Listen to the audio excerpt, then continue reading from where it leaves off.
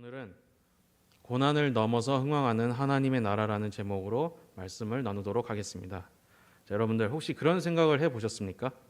고난 중에 하나님께 기도하다 보면 대체 왜 이런 고난을 주시는지, 그리고 또 왜 나의 이러한 기도 제목들에 응답하지 않으시는지 말입니다. 성경에도 그런 경우들이 많이 있습니다. 하지만 이 모든 일들에 대해서 하나님은 확실한 뜻을 가지고 일하십니다. 오늘 본문은 두 부류의 사람들이 나옵니다. 헤롯과 유대인들, 그리고 베드로와 교회입니다. 이번 시간에는 이 부류에게 일어났던 일들을 통해서 두 가지를 알아보겠습니다. 첫 번째는 하나님을 대적하는 악인의 특징과 최후고, 두 번째는 성도와 교회를 위하시는 하나님의 섭리에 대해서입니다. 본문 들어가 보도록 하겠습니다. 당시 로마 시대는 초대 황제였던 아우구스투스의 정책으로 인해서 로마에 속한 모든 나라들에게는 종교의 자유를 보장해 주었습니다. 유대 지방 역시 그랬죠. 그래서 유대에서는 종교적인 문제로 사람을 고발하거나 처형을 명할 수 없었습니다. 그러나 헤롯은 자신의 정치적인 지지도를 위해서 교회를 불공정하게 박해했습니다. 유대인들에게 있어서는 이 모든 일들이 너무나도 좋았을 겁니다. 그리고 헤롯이 너무나도 좋은 왕이었을 것입니다. 가뜩이나 마음에 들지 않은 저 유대 기독교인들을 어떻게든 몰아내야 하는데 헤롯 왕이 나타나서 그 문제를 해결해 주려고 하니까요. 본문의 저자인 누가는 유대인들의 모습과 교회의 모습을 비교합니다.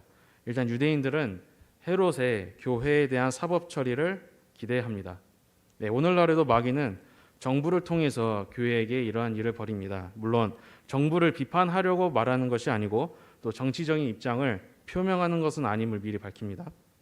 한때 코로나로 인하여서 교회가 불공정한 처우를 받았던 것을 기억합니다.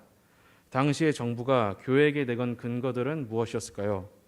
국민의 정서, 그리고 여론, 그리고 기독교에 대한 국민들의 신뢰도 수치, 특히 코로나 감염 경로였을 것입니다. 흔히 말하는 팩트들이죠. 이처럼 마귀의 최고의 무기는 팩트를 난무하는 선동입니다. 이러한 선동에는 한 가지 요소가 필요합니다. 대상의 정서를 자극하는 것이죠.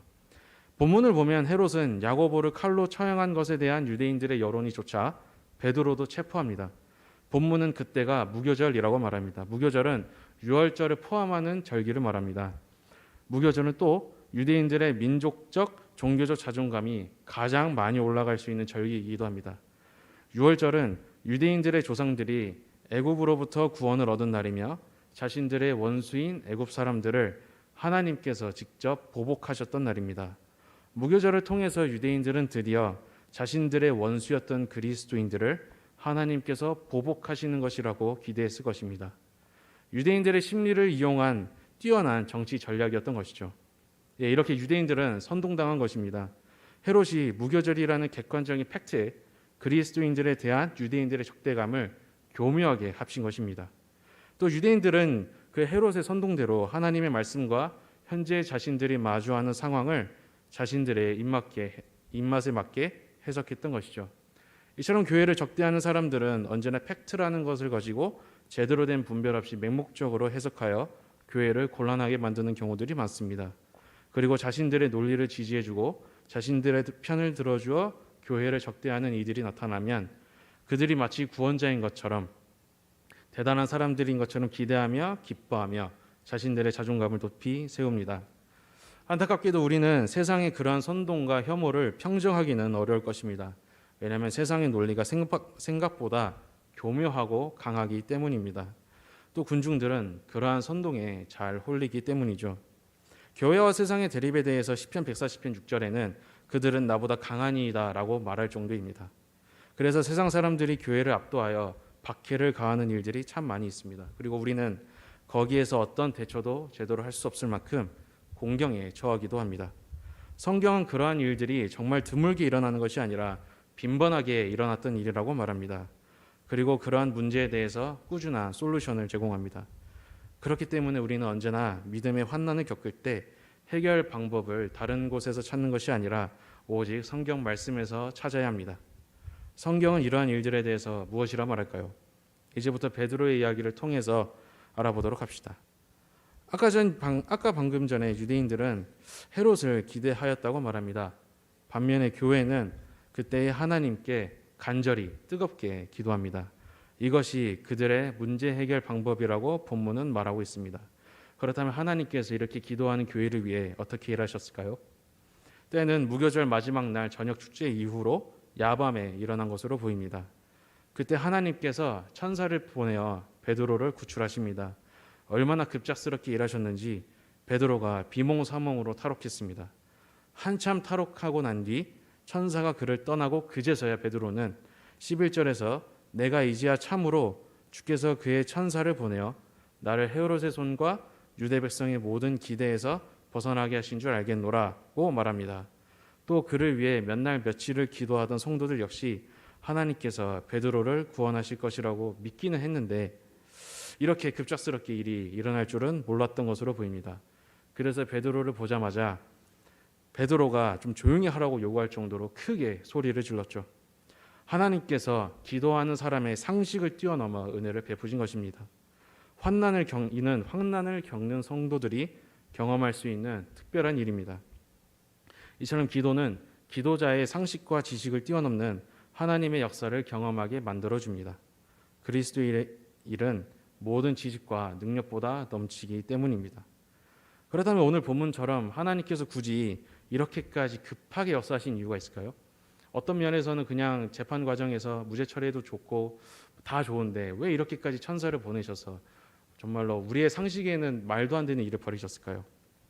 당연히 성도들에게 자신이 얼마나 신실하신지 보여주시기 위하셔서 그럴 것입니다.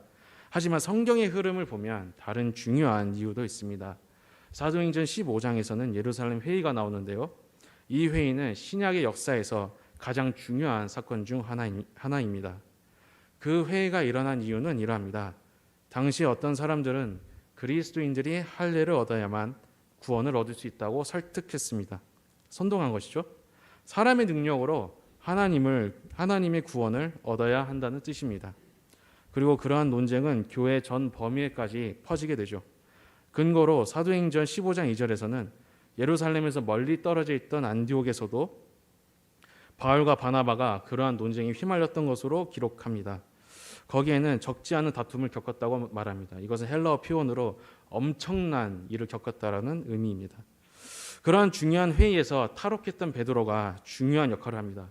결국 하나님은 예루살렘 회의를 통해서 그리고 베드로를 통해서 구원은 사람의 능력이 아닌 오직 하나님의 은혜로 이루어진다는 교리를 세우셨습니다. 결국 본문에 나오는 모든 일들 뒤에는 하나님의 중요한 뜻이 있었습니다. 교회를 진리 가운데 더 굳건하게 하신 것이죠. 그것을 위해 본문에 나왔던 고난과 은혜를 베푸신 것입니다. 이 본문을 통해서 우리는 하나님께서 우리의 필요를 우리보다 더 잘 아신다는 것을 배웁니다. 그리고 우리의 기도를 통하시고 우리의 기대를 넘으셔서 일하시는 이심을 배웁니다. 그 모든 것은 하나님 당신의 자녀들이 진리 가운데 더 뿌리를 내리도록 고난과 은혜를 베푸시는 이심을 말해줍니다. 그러므로 우리는 우리의 모든 고난의 이면에는 이러한 하나님의 선하신 의도가 있다는 것을 믿을 수 있습니다. 그렇기 때문에 우리는 여전히 기도하며 살아갈 수 있습니다. 네, 이제 마지막 단락입니다. 하나님은 이제 드디어 마침내 또 다른 악인을 심판하십니다. 바로 헤롯입니다. 우리는 지금까지 하나님께서 당신의 자녀를 위해서 사람의 예상을 넘어서는 고난과 은혜를 베푸신다고 배웠습니다. 자, 그렇다면 하나님께서 이 헤롯을 심판하시는 것이 어떻게 교회의 유익을 위하셨다고 할 수 있을까요? 우선 헤롯이 어떻게 망하는지 한번 살펴보도록 합시다. 본문에 나오는 헤롯은 헤롯 아그리파 1세입니다. 그는 유대의 분봉왕으로 부임되기 전에 자신의 빚 때문에 감옥에 들어간 적이 있었습니다. 워낙 씀씀이가 해픈 사람이었다 하더라고요. 그때 한밤중에 올빼미 한 마리가 찾아와서 그에게 조만간 석방될 것이라는 소식을 알렸다고 합니다. 이러한 신기한 일을 겪은 헤롯 아그리파 1세는 희한하게도 감옥에서 진짜로 석방이 되고 마침내 유대 총독으로 분봉왕으로 부임이 되죠. 헤롯은 이러한 일을 두고두고 기억했던 것으로 보입니다. 그래서 헤롯은 율법을 잘 지켰고요. 실제로 잘 지켰다고 해요. 감사 예물도 잘 드렸다고 합니다. 또 유대인들에게는 세금 면제를 해주었고 그들의 신앙을 우상 숭배로부터 목숨 걸고 보호할 정도로 대우를 해주었다고 합니다. 그래서 유대인들의 많은 지지를 얻었던 것이죠. 그러나 그는 자신의 욕심 때문에 유대인들의 인기를 더욱 얻기 위해서 교회를 박해하게 된 것입니다. 어쨌거나 저쨌거나 그 뒤로 그는 가이사랴로 갑니다. 그때 헤롯은 가이사랴 원형 극장에서 보좌 위에 앉아 연설하기로 합니다. 그가 연설할 때 그는 순은으로 짜여진 옷을 입고 있었다고 합니다. 한번 상상해 보십시오. 가이사랴 원형 극장이면 높은 곳입니다. 거기에 보좌가 있고 거기 앉아 있습니다. 순은의 옷을 입고 있었고 낮에는 태양빛이 쬐고 있었을 겁니다. 그러면 그 태양빛에 반사된 순은의 옷을 입은 헤롯은 마치 보좌 위에 앉은 신처럼 보였을 겁니다. 그때 당시 그리스인들이나 헬라의 영향을 받은 사람들은 다신주의였기 때문이죠. 그것을 본 사람들은 순간 황홀경에 빠져버립니다. 홀려버린 것이죠. 그리고 헤롯의 연설을 듣자마자 야, 이것은 사람의 소리가 아니다, 신의 소리다라고 찬송해버립니다. 이번에도 자신의 보좌 위에 빛나는 신처럼 백성들에게 선전한 것이죠. 헤롯이 그 신성 모독을 말리지 않습니다. 자신을 이제는 신이라고 아예 공식적으로 선포한 것이죠. 또 유대인들을 선동한 것입니다. 그런 그의 잘못이 과연 우발적인 실수였을까요? 헤롯은 이전에도 로마 황제였던 가이우스를 섬기던 자였습니다. 가이우스 황제는 처음에는 로마를 잘 통치하였다가 교만해진 왕인데 결국에는 자신을 신으로 추앙하고 주의 나라를 착취하였습니다. 그 뒤로 암살당해 비참하게 죽었죠. 헤롯은 이런 가이우스 왕의 교만과 패망을 잘 알고 있었던 사람입니다. 그런데 그가 자신을 가이우스처럼 신으로 추앙을 했다라고 하는 것은 무슨 의미일까요? 모르고 했다라고 할 수 없는 모르고 했다고 할 수 없는 겁니다. 고의성이 다분한 거죠. 그가 교만해졌다는 명백한 증거입니다. 결국 하나님은 그를 치셨고 그는 벌레에 먹혀 죽고 맙니다. 이것이 조금 말이 애매할 수 있는데요. 요세푸스에 의하면 그는 5일 동안 복통을 심하게 앓다 죽었다고 합니다. 의사는 이것을 장내에 있었던 기생충이 공처럼 똘똘 뭉쳐서 장폐쇄증을 일으켰고 요세푸스는 그 병으로 인해 쇼크사했던 것으로 진단합니다. 이 죽음에 대한 또 하나의 이야기가 있습니다. 헤롯은 죽기 전에 올빼미의 저주를 들었다고 합니다. 교만해진 헤롯 왕에게 너는 이제부터 하나님의 심판을 받아 죽을 것이라고 올빼미가 선포했던 것이죠. 헤롯은 그 말을 듣고 자신의 교만을 뼈저리게 후회하며 죽었다고 합니다. 결국 하나님과 교회를 대적한 사람들은 이렇게 죽을 수밖에 없습니다. 헤롯의 죽음은 그의 교만의 대가였습니다. 하나님께서 심판하신 것이죠. 그렇다면 하나님께서 헤롯을 심판하신 또 다른 이유가 있었을까요? 아까 제가 사도행전 15장 2절에서 바울과 바나바가 논쟁에 휘말렸다고 말씀드렸습니다.